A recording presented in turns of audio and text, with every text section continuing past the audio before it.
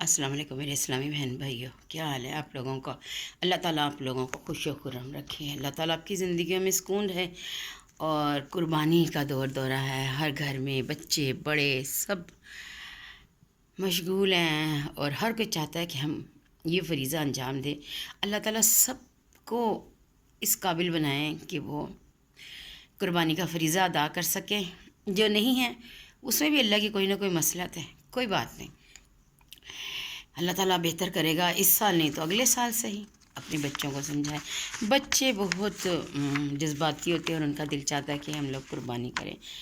अल्लाह ताला रहम करेगा। अल्लाह ताला ज़रूर ज़रूर राहें निकालता है और नीयतों के हाल जानता है। तो आज हम बात करेंगे हुस्न मामलात व माशरात, वालिदान, बहन भाई और रिश्तेदार, हकूकुल बात पे बात करेंगे। आज का टॉपिक है हकूकुल बात। हकूकुल बात के का मायने है बंदों के हकूक़। अल्लाह ताला ने हम पर अपने हकूक़ के साथ साथ अपने बंदों के हकूक़ भी लाजिम फरमाए हैं। इन हकूक़ को हकूकुल बात कहा जाता है। हकूकुल बात में वालिदैन, असातिज़ा कराम, बहन भाइयों, रिश्तेदारों, पड़ोसियों, साथियों और ख़वातीन के हकूक़ शामिल हैं। आखिरत की कामयाबी के लिए अल्लाह ताला के हकूक़ अदा करना ज़रूरी है। इसी तरह अल्लाह ताला के बंदों के हकूक़ करना अदा भी ज़रूरी है। वालिदैन के हकूक़ तमाम लोगों में सबसे पहला हक़ वालिदैन का है। माँ बाप अपनी औलाद के लिए हर दुख तकलीफ़ को खंदा पेशानी से बर्दाश्त करते हैं। माँ बाप चाहते हैं कि वो उनकी औलाद हमेशा खुश रहे। वो औलाद की खुशी के लिए किसी किस्म की कुर्बानी से दरेग नहीं करते।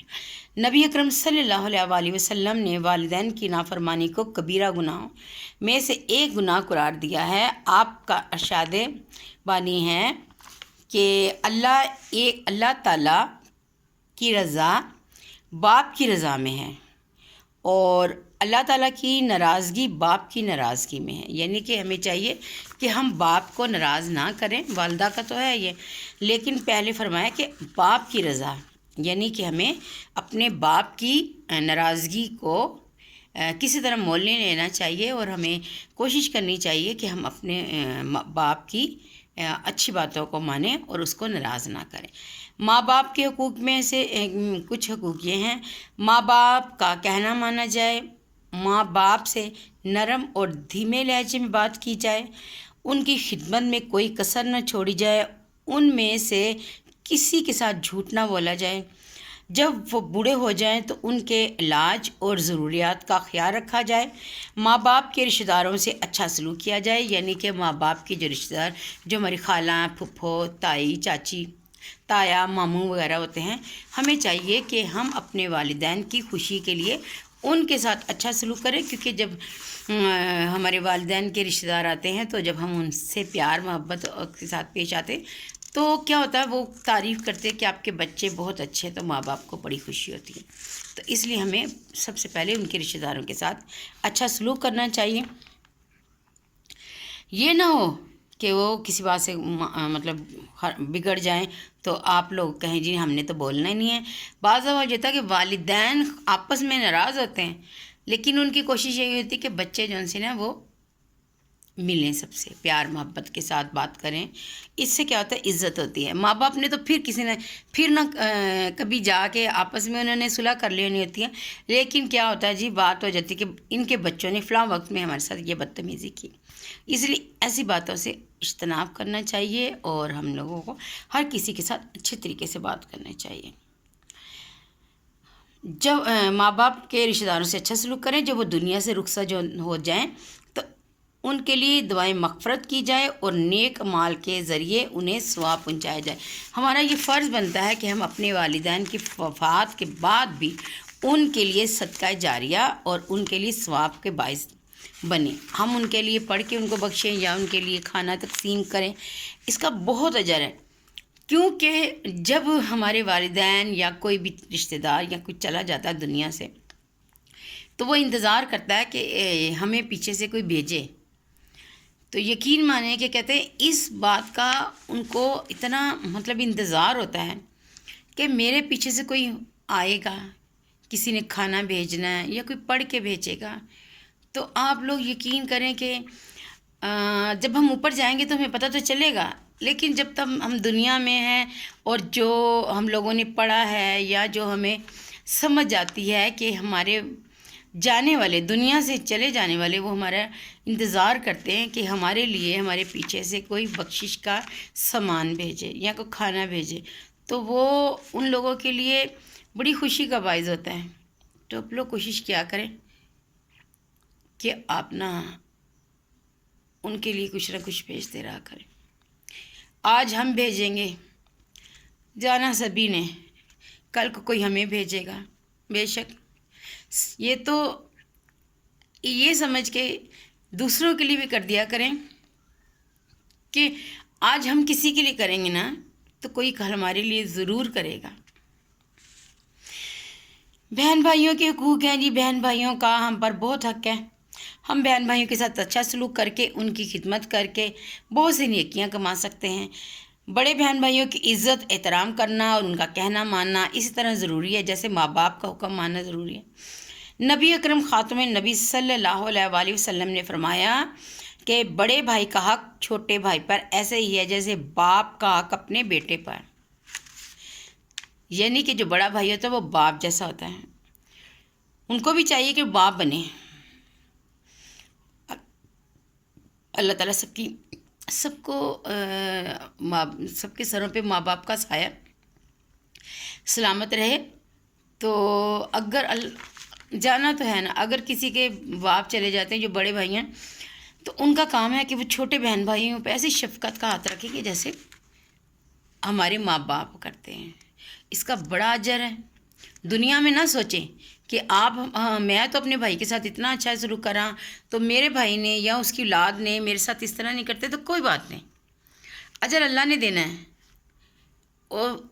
لیکن آپ تو اللہ کے سامنے سرخرو ہوں گے نا کہ میں نے بڑے بھائی ہونے کا حق ادا کیا ہے۔ اس کا بہت اجر ہے، بہت ثواب ہے۔ ہمیں اللہ تعالیٰ حق ادا کرنے کی توفیق عطا فرمائے، کیونکہ سارے صلے ہم نے دنیا میں نہیں لینے، کچھ نیکیاں ہم نے ایسی بھی کرنی ہیں جس کا صلہ اللہ نے اوپر جا کے ہمیں دینا ہے، کیونکہ وہاں ہمیں نیکیوں کی بہت سخت ضرورت ہونی ہے۔ دنیا میں تو وقتی طور پہ ہوگا نا جی، ہم نے یہ کھا لیا، ہمیں پیسے دے دیے، ہم لوگوں نے اچھی زندگی گزار لی، چلو جی ہمیں اس نے ہم سے 10 لاکھ قرضہ لیا تھا، نہیں دیا تو کوئی بات نہیں، اس کا اجر آپ کو اوپر ملے گا۔ اوپر ہمیں بہت ضرورت ہونی ہے۔ چھوٹے بہن بھائیوں پر شفقت کرنا، ان کے ساتھ نرمی سے پیش آنا اور ان کی مدد کرنا اللہ تعالیٰ کو راضی کرنے کا ذریعہ ہے، اللہ کو راضی کرنے کا ذریعہ ہے۔ نبی اکرم خاتم النبی صلی اللہ علیہ وسلم نے فرمایا، جو چھوٹوں پر شفقت کرتا ہے وہ ہم میں، جو چھوٹوں پر شفقت نہیں کرتا وہ ہم میں سے نہیں ہے۔ اگر بہن بھائیوں میں سے کسی بات سے ناراض ہو جائیں تو جلدی صلح کر لینی چاہیے، کیونکہ 3 دن سے زیادہ ناراض رہنا اللہ تعالیٰ کو پسند نہیں ہے۔ رشتہ داروں کے ساتھ اچھا سلوک کرنا چاہیے، والدین اور بہن بھائیوں کے ساتھ کے بعد جو ہے وہ قریبی رشتہ تعلق وہ اپنے خونی رشتہ داروں سے ہوتا ہے، ان میں چچا، تایا، ماموں، خالہ، پھپھی اور ان کے ساتھ ان کی اولاد اور دوسرے رشتہ دار شامل ہیں۔ رشتہ داروں کی ہر لحاظ سے اخلاقی و مالی مدد کرنا، اگر اللہ نے آپ کو توفیق دی ہے تو اب یہ نہ سوچیں کہ فلاں وقت میں تو اس نے ہمارے ساتھ ایسا کیا تھا۔ کہتے ہیں کہ اگر کوئی آپ کے پاس مدد کے لیے آیا ہے نا تو یہ اللہ تعالیٰ کا آپ پہ کرم ہے، کہ اللہ تعالیٰ کا آپ پہ کرم ہے کہ کوئی آپ سے مانگنے آیا، کوئی آپ سے اپنی ضرورت پوری کرنے آیا۔ کرنے کو تو اللہ بھی ضرورت پوری کر سکتا، اللہ نہیں دے سکتا اوپر سے آسمان سے بوریاں پھینک دے، لیکن نہیں، اس نے کسی نہ کسی کو ذریعہ بنایا ہوتا ہے۔ کتنی بڑی بات ہے کہ کوئی آپ کے پاس آتا ہے تو اللہ تعالیٰ کی آپ پہ کرم نوازی ہے۔ اور رشتہ داروں کی ہر لحاظ سے اخلاقی مالی مدد کرنا، خوشی اور غم کے موقعوں پر ان کا ساتھ دینا، بیماری میں ان کی عیادت کرنا، ان کے گھروں اور بچوں کا خیال رکھنا، اور جب مدد کے لیے بلائیں تو ان کی ہر مدد کرنی چاہیے، ہر مسلمان کا فرض۔ اللہ تعالیٰ کا ارشاد ہے کہ رشتہ داروں کو اس کا حق ادا کرو۔ حدیث نبوی کے مطابق جو ان سا ہوتا ہے نا، صدقہ دینا نیکی ہے، لیکن رشتہ داروں کو صدقہ دینے سے دوگنا ثواب ملتا ہے۔ یعنی آپ اپنی فیملی میں یہ دیکھیں، ہم باہر تو صدقہ دے دیتے ہیں، لیکن دیکھیں کہ آپ کی فیملی میں کوئی ایسا بندہ ہے کہ جو مستحق ہے، مجبور ہے، لیکن وہ مانگتا نہیں، اس کو اگر آپ دیں گے تو آپ کو اس صدقے کا دگنا ثواب ملے گا۔ ایسا صدقہ بھی ادا ہو جائے گا اور رشتہ داری کا حق بھی ادا ہو جائے گا۔ نبی اکرم صلی اللہ علیہ وسلم کا ارشاد ہے، رشتہ داروں کے حقوق ادا نہ کرنے والا جنت میں داخل نہیں ہوگا۔ کیسی بات ہے!